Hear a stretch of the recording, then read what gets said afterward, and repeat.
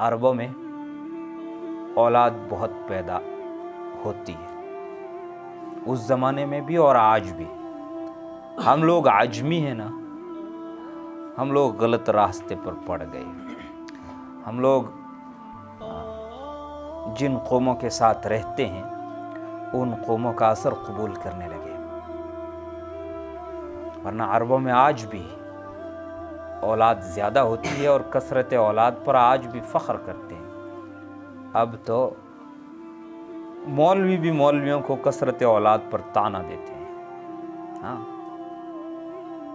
कसरत औलाद, जबकि नबी पाक सल्लल्लाहु अलैहि वसल्लम ने फरमाया तज़व्वजुल वलूद अल वदूद या तज़व्वजुल वदूद अल वलूद, ज़्यादा मोहब्बत करने वाली और ज़्यादा बच्चे जन्ने वाली औरतों से निकाह करो, आप सल्लल्लाहु अलैहि वसल्लम ने फरमाया।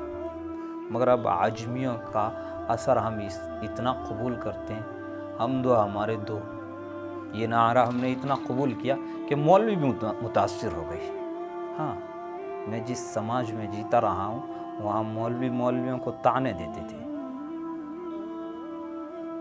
यानी जिसकी ज़्यादा औलाद होती थी उसको ताने देते थे। तो हम मुतासिर हो रहे हैं इन नारों से।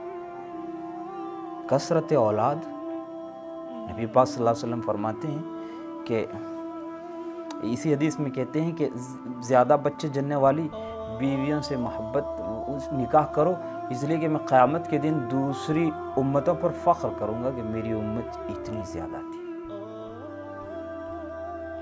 ज़्यादा मुसलमानों की तादाद बढ़ेगी तो मैं फ़ख्र करूँगा। तो अमीरुल मोमिनीन उमर बिन ख़त्ताब रज़ियल्लाहु ताला अन्हु के बेटों की एक जमात थी, ताइफ़तुम मिनल अबना, एक जमात की जमात थी।